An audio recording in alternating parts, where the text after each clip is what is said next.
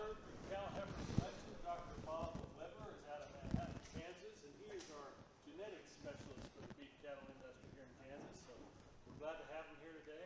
Thank you, and take it away.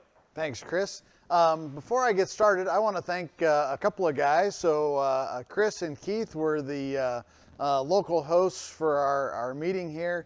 Our state specialist team, we get the advantage of, we kind of swoop in and give our talks and go home. We got the easy part, I think, right? So the hard part's lining up a sponsor, getting the space, doing all the advertising and legwork. So let's give Chris and Keith a nice round of applause.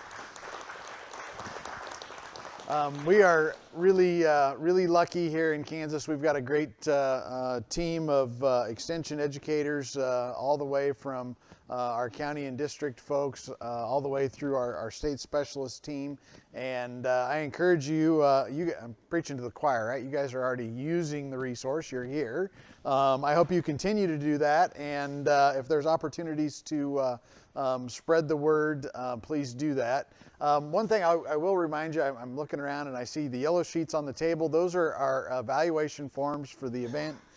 If you would spend a little time before you leave tonight and leave us some comments. We are thick-hided, so you can be brutally honest with us, but we also like the applause and the kudos. So tell us what you think. One of the things that's really helpful to us, on the back there's a spot to do two things. One is if you've got some ideas of programmatic areas that you'd like more information on and more program development, share that with us. Each year before we plan this series of meetings, guess what we do? We pull out the evaluations from last year and go through and see what things people found really helpful, what new ideas there were. We don't have an exclusive license on all the good ideas on the planet, so you all have some of those. Share them with us. We'll appreciate that very, very much. The other section is if there's some extension experience, we're always challenged to communicate with our extension leadership on campus, and certainly they like to take some of that information to the legislature to support continued investment in extension. So if there's an experience you've had that's been particularly useful in ration formulation, cost savings, range management, whatever it is, and you'd be willing to share that with one of us or Chris or Keith, maybe jot a sentence or two about that experience and your contact information, and we'll follow up back up with you and potentially include that for a report we call a Making a Difference report, and it's just a kind of a one-pager summary. We'd appreciate that very much. Okay, so I'm going to spend the next little bit, I'm going to say 20 minutes, tops. Okay, because I want to get to, we have a town hall Q&A session planned for the end that we'd like to entertain questions from y'all, not just on the topics we brought tonight, but anything that you're thinking about that you brought a question on, don't hesitate to lob that out at us. I want to make sure we leave plenty of time for that. So I want to spend the next little bit here talking about optimizing the cow herd through cow and heifer selection. And as Chris alluded, my background is in beef cattle genetics and animal breeding. I see the world sort of through that set of glasses. And so this next part is going to really pain me because a whole bunch of what we do in cow and heifer selection is not genetics, right? So if you came thinking this is going to be a great genetics talk, I got bad news for you right up front. Okay, there's a little genetics in here, and genetics are important, but I'll show you in a little bit there's some other things we really need to focus on in heifer selection. And I got to learn the button on here, doesn't do me any good. Okay, so the beef geneticist dilemma, right? Genetics are important. I'm the coordinator for our campus seed stock program.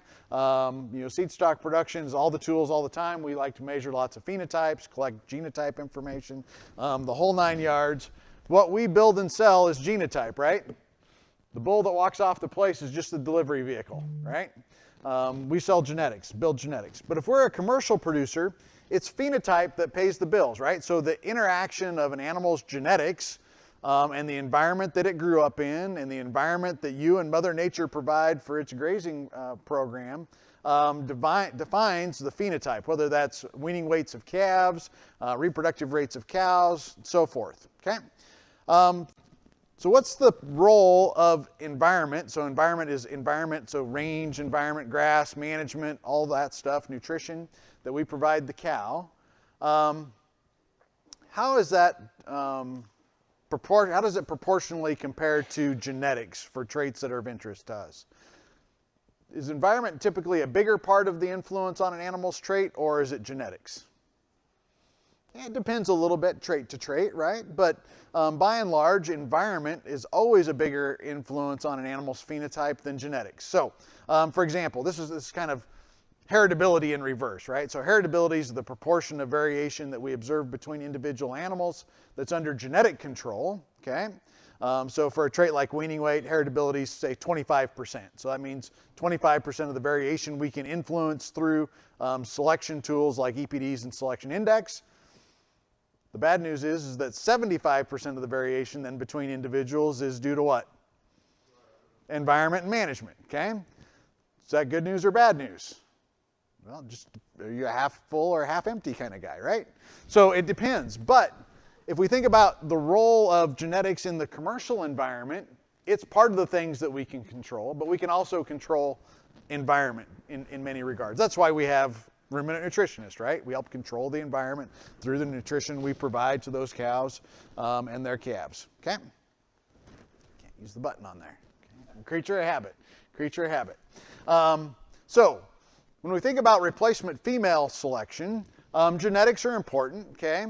But for traits like cow longevity and heifer pregnancy and fertility and milk production, or maternal ability, the heritability of those traits is generally low, somewhere in the teens usually, maybe less than 0.1, okay? So environment plays a very big role in the likelihood of that cow's success over time, okay? The other thing is as we think about replacement female selection, we don't typically have, say, EPDs or selection indexes available for commercial heifers. So when we go out to a pen of commercial heifers at weaning time that we're thinking about picking to go into the replacement development program, we got a pen of heifers, right? We don't have a whole set of EPDs and selection indexes or genomic predictions to go with those. So what I think we ought to do is really focus on not necessarily selection of heifers for their genetic potential, but really how do we strategically and tactfully select the bulls that those heifers are out of, right? So back up a step in our selection strategy because we have a lot more control, right? Over time, in fact, in about 3 generations, bull selection accounts for about 87.5% of the gene flow in your herd, okay? Said another way, we can make lots of errors picking heifers on genetics. Probably doesn't matter a lot. We mess up picking bulls, big impact, right? Because bulls mate lots of cows and produce lots of calves, okay? So our sire selection should play a really key role in heifer selection, which is kind of, takes a little bit to get our head around, right? But we need to back up one step and make sure we make good decisions about which bulls we're using to produce replacement females, okay? I'm a slow learner, okay? Yeah, lost my... What's that? Take this out of the hand? That's right. So here's a picture of that. I'm a lefty, so I like pictures. So if this is the replacement heifer that we're going to produce, okay, we know that half the genetic flow comes from sire and dam. So here's directly half from this sire. Half comes from the dam, but this dam's genetic merits represented through to these numbers are through to the calf. 25% from the maternal grandsire, so half of this dam's genetic complement from that maternal grandsire. If we calculate the gene flow clear to the replacement heifer from this maternal great-grandsire, 12.5%. So if you add those up, right, that's 87.5% represented by 3 critters in the pedigree, okay? 3 critters in the pedigree for this heifer, okay? What if we mess up and pick a terminal bull here? Okay? We've obscured any of the opportunities for really good gene flow, or at least diminished that opportunity a lot in this replacement heifer by not picking the right bull to produce her. Okay? Does that make sense to everybody? I think we oftentimes get really embedded in the thought process of picking bulls to make calves, right, that we're going to sell and market and feed or whatever, okay? And then replacement heifers are almost kind of an afterthought, right? We go out to the heifer, I'm guilty just like everybody else. I go to the heifer pen and what do? I pick the biggest, fleshiest, nicest set of heifers. Those are the replacements, right? Is that what we should do?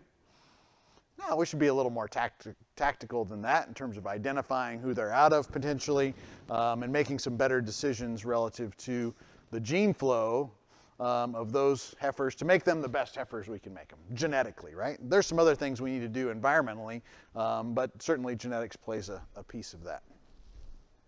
Okay? So how do we select genetically or genetic selection for replacement heifers? Leverage sire selection. I think selection of sires for replacements for traits of economic importance that are maternally influenced. So if we're going to talk about making cows, let's go after making cows, right? So optimal growth, mature size, and lactation. I can't emphasize this enough, right? Optimal, not maximum, right? Because if we make maximum growth, what do we make? Really big cows, right? If we do maximum milk, what do? Well, we raise a big calf potentially, but we also dramatically increase nutrient requirements and costs that go with that cow. So there's an optimal level to milk too, okay? Desirable levels of calving yeast direct. Favorite color is purple, right? Maternal calving yeast, okay? Oftentimes we get sort of in the mentality of we're going to breed heifers to bulls of low birth weight, high calving yeast to produce that first calf without dystocia. But we have a genetic prediction that says how easy are a sire's daughter's calves born, right? So this is just like maternal weaning weight or milk EPD, but for calving yeast, okay? Calving yeast direct and maternal calving yeast have a negative genetic association. So as we continue to push up calving yeast direct and we don't simultaneously select for maternal calving yeast, what happens to maternal calving yeast? It goes down, right? Which is the opposite of what we want to have happen to that heifer when she has her first calf, right? We want a dystocia-free event. The only way we can prevent that is we have to put selection pressure on maternal calving yeast for the sires of replacement heifers, okay? I think maternal heterosis is really important. I'll show you a slide to help reinforce that in a minute, but think about the breeding system. How do we pick bulls and breeds to leverage maternal heterosis? Because of its impact on fertility and cow longevity, okay? Then lastly here is the idea, I wrote this down a long time ago, but the strategy is build environmentally adapted cows, okay? So cows that fit our production environment. And that may mean they don't have the most growth or they don't have the most milk, but they fit our production environment and they reproduce what? Every year, okay? The most important thing to profit on your farm or ranch, if you got cows, she's got to raise a calf, right? There's been lots of money made on little tiny cows out west that bring in 400-pound calves, but they bring one in every year, okay? This is really important. We can fix the little cow part by the bull we mate her to, okay? And how we manage that calf post-weaning. So the idea is environmentally adapted cows, market-targeted bulls, okay? Really a slow learner. Okay, here's a picture. Build this replacement heifer, and the colors are just to illustrate differences, okay? We got some great cow, and for me, I kind of like cows that have been around for a while in your production system, right?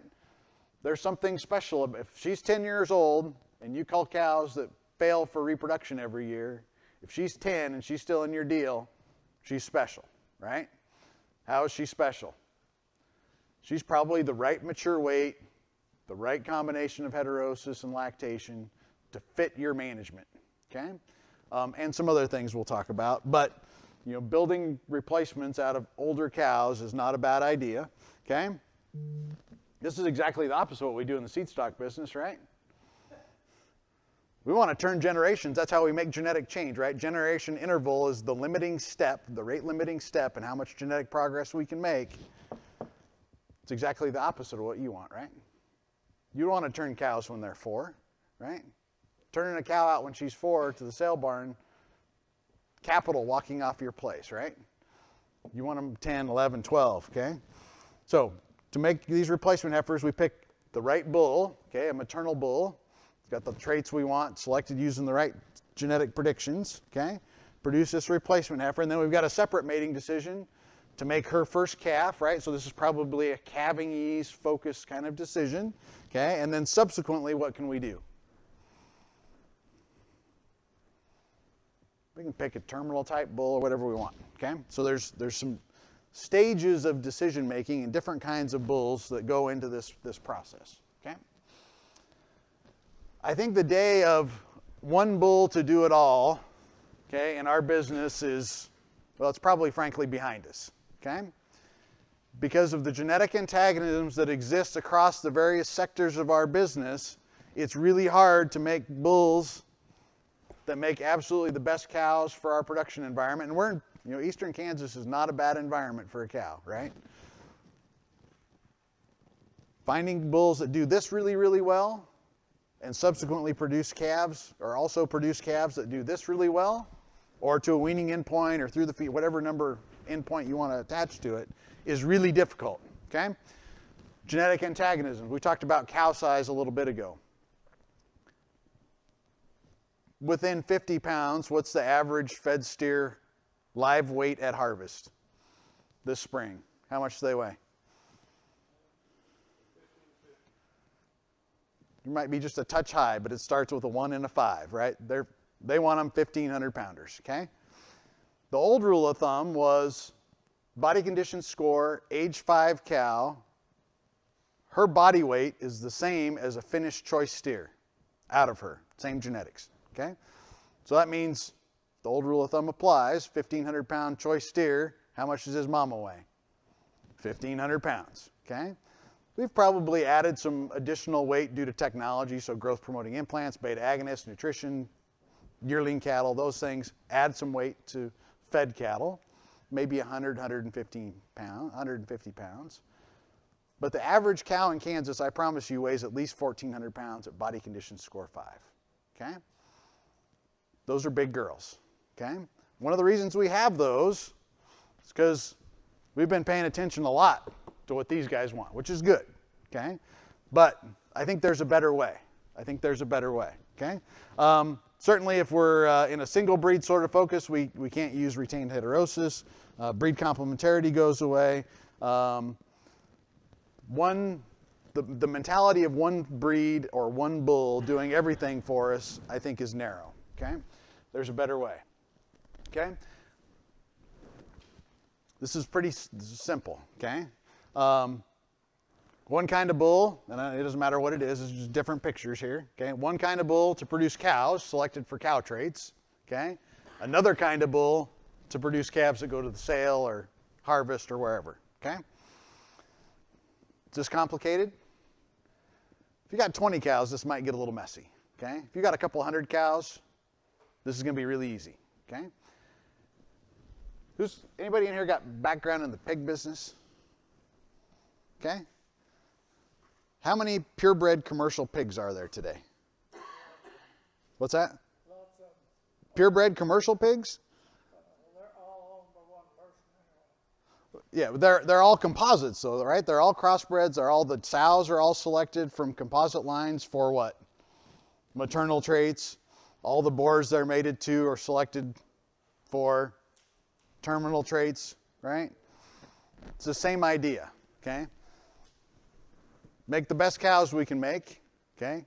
How do we give up the least, okay? Make the best cows we can make. Use another kind of bull to make calves for the marketplace. And that can be a weaning endpoint, okay? It can be a carcass endpoint, it can be a feedlot endpoint, stocker endpoint. My point is, separate these two decisions. There's no law that says we have to use the same kind of bulls to build replacement heifers as we do terminal calves, okay? No law against this, okay? It's more flexible, okay? We can beat the antagonisms by just going around them, okay? I mentioned the 1,400 pound cow, okay? I put this slide together a while ago, obviously, because then the average cow was about 1,250. I've been at this game a while, okay? So 3 different weight classes of cows, 1,000, 1,200, 1,400. I need to add 1,600 pounds on the other side, but the story's the same. Okay, this small cow to that big cow, 27% increase in nutrient requirement over the production cycle. Okay? If you don't believe big cows eat more than little cows, I got lots of data to show you. Okay? The colored bars are different lactation potentials, so low, medium, and high within each weight class. As we go from a low milk to a high milk cow in each one of these groups, it's about a 16 or 17% increase in nutrient requirement over the year. Okay? Or the 200, no, it's not just the 200 days she lactates though, right? What do we know about high milk cows' maintenance cost versus low milk cows' maintenance cost? The high milk cows cost you more 12 months a year.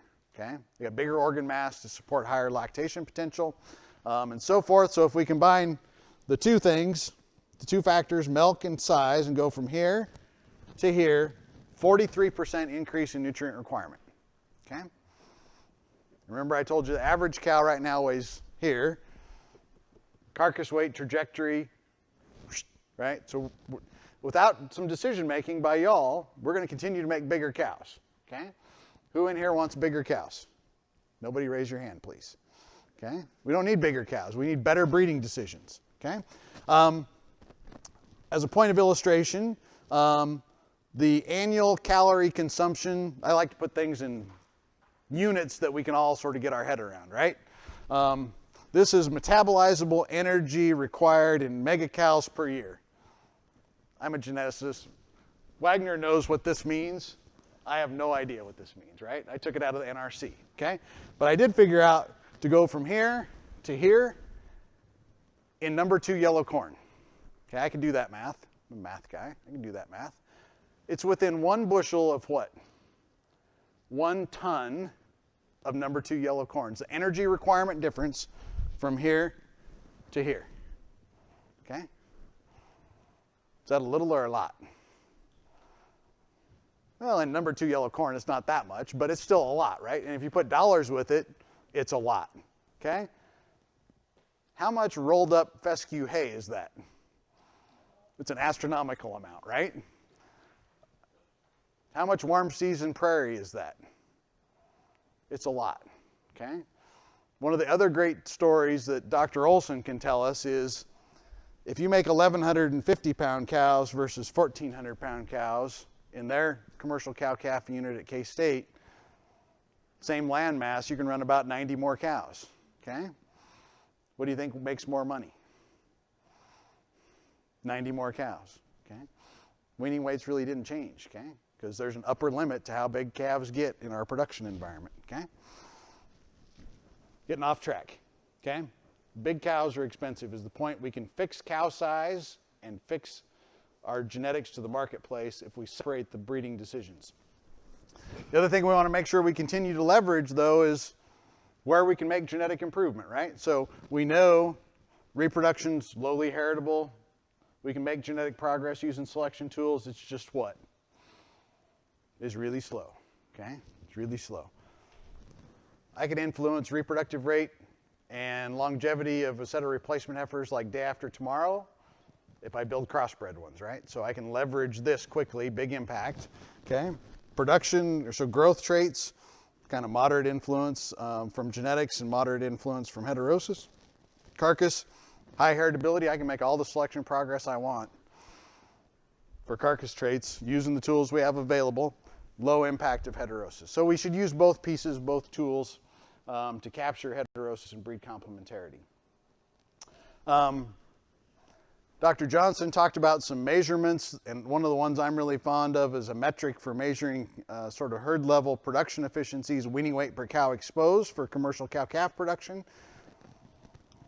Crossbred cows, so these would be F1s mated to third breed bull, 23% more weaning weight per cow exposed, same resources, okay? Big impact on herd level profit, okay? So what kind of replacements have a leg up? Remember I started at the beginning and said genetics, relatively small impact relative to environment. So what other pieces are important? Well, from an environmental standpoint, born early in the calving season, Okay, we'll talk about this one more in a little bit. We talked about the older dam with a proven record of fertility. Okay, something about her fits. Okay, proven sire with some attributes in terms of maternal traits selected for. From the middle of the calf crop for adjusted birth weight and weaning weight. Okay, why is that important? There's some requirements to go with calculating an adjusted weaning weight, right? We got to kind of know when they're born, how old the cow is they're out of, all that kind of stuff. But if we do the Bob Weber selection strategy, where we go to the heifer pen and we pick out the biggest, fleshiest, sexiest heifers in the pen, what have we just done? We've picked genetics that are what? The highest growth, probably from one of the highest milk cows in the herd.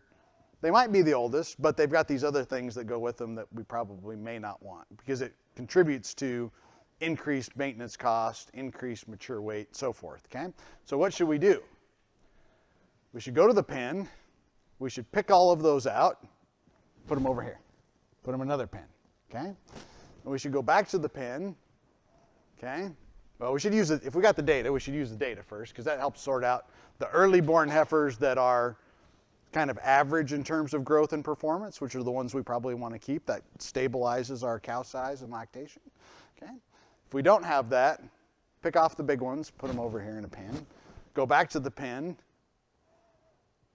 pick off all the ones you don't like because they're little, they got a bad leg, they're high-headed, they got a white tail, whatever. Put them over there with those nice heifers too. Don't send them to town that way, right? You want to sort them up if you're going to sell them, okay? Sell the really nice fleshy ones to a neighbor that they fit their calving season. It's all good. It's all good.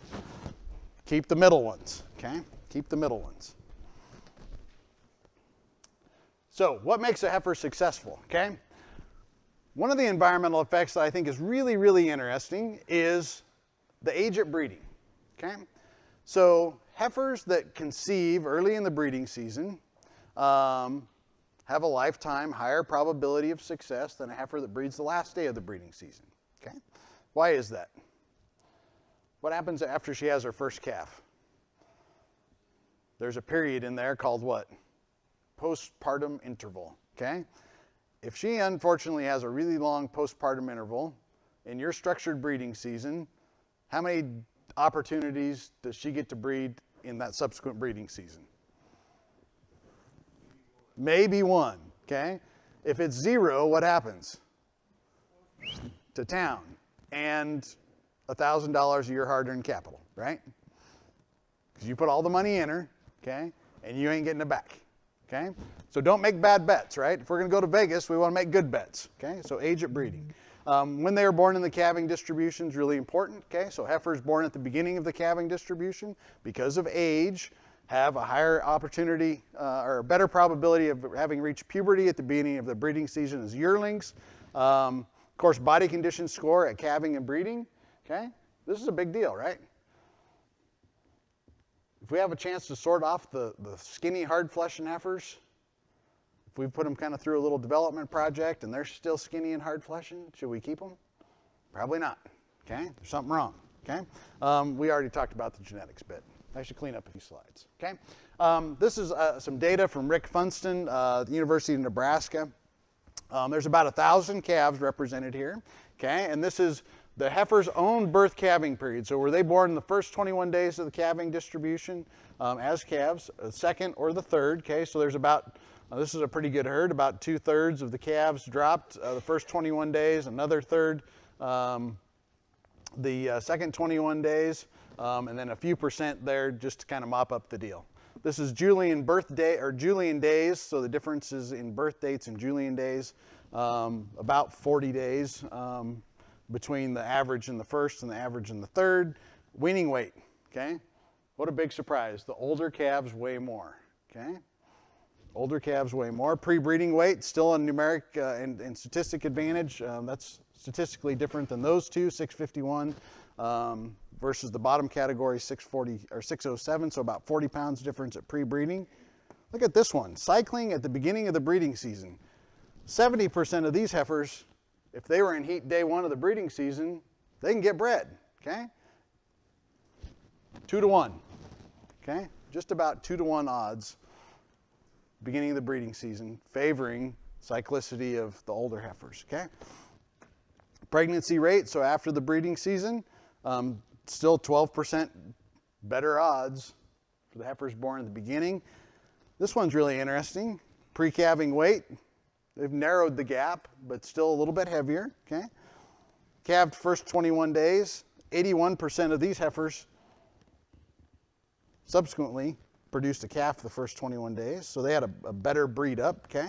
65% of the ones on that end got her done, okay? Calf weaning weight, these heifers raise bigger calves, okay? Raise bigger calves.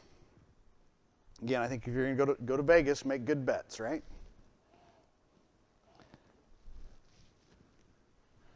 So here's a little sort of extension of the data, okay? This is data collected by Bob Cushman, or reported by Bob Cushman, but collected at 2 different locations, South Dakota State University and the U.S. Meat Animal Research Center. And this is data based on longevity in the herd based on the calving date as a heifer. So when they dropped their first calf, was it at the first 21 days, second 21 days, or later, okay? The heifers that had their first calf the first 21 days of the breeding season lasted about a year longer than if they had it in the 3rd or later 21-day period, okay? So the cumulative effect of having the probability of more opportunities to breed based on when they dropped their first calf gave them a lifetime advantage in terms of longevity by about a year, okay? South Dakota State data is a little bit shorter, but still already a year difference in that population as well, okay? This one's really interesting, I think. This is the effect of time of conception at first breeding on average weaning weight, okay? So it's kind of the same data before, but breaking it out by which calf or each calf that cow had, okay? So born the first, or a cow that her first calf was born in the first 21 days. The difference in weaning weights of those calves is different clear out to calf 6, okay? This cow is 8 years old, okay? How many of you have a whole bunch of 8-year-old cows? Okay, hopefully lots of you. But even clear out to 8, these cows that had their first calf in the first 21 days as a first calf heifer, best producers you got. Yes, sir. I was just going to suggest a good way to pick heifers is out of heifers that calve the first. It's genetic, so help me. There's a genetic component to it, and picking those ones that fit early in the season makes lots and lots of sense. Okay, so heifer SOP, last slide. Heifers born early in the calving season, so the first 21 or 30 days of your calving distribution. Great place to start. Select heifers from the middle 50% for adjusted weaning weight. Okay, this one I should back up. Okay. One of the things that's really important in this heifer SOP is knowing when a heifer is born. So how many of y'all tag calves? Okay? Tagging calves is a giant pain in the butt, right? But it gives you some useful information, so either calving date or some window of calving, right, is helpful. But even if you don't number them and keep real close records on them, how could we do this?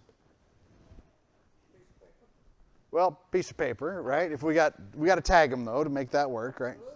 Right? We could still tag them, but if we just put a different color tag in their ear, right? So even if you number them to give you an extra visual cue when you go to the replacement pen, tag the heifers born first 30 days of the calving distribution with, I don't know, purple tags if you're a K-State fan, red tags from Nebraska, whatever. Pick a color and use that color to tag calves for that period of time. So when you go to the replacement pen, you know which color tags to pick. Okay, does that make sense? Another way you could do it, you start with the number 1 when you first calve it, and then you go on 120. You don't want the 220. Right. Pick the ones at the beginning. That's what we do at K-State. We start number them sequentially, except for cows and heifers of breed groups are all in the same series. Okay, but there's a block of the first 50 are the heifers that calved, and then the next 150 are the cows, and so you got to be a little careful. Keeping track of that's really, really important. Okay. One of the challenges we have, and one of the things that makes selection of genetics in heifers inefficient, is selection intensity, right? How many of y'all keep 20 to 25% replacement rate? So when you go and pick replacements of the calf crop, 20 or 25% of those females you keep as candidates, right? So basically half of your heifer calves go to the replacement heifer pen, okay? That's low, what we as geneticists call low selection intensity. And that's one of the things that limits us, but we just need to make sure that we pick that right quarter of the calf crop or the right half of the heifers to go into the replacement pen, okay?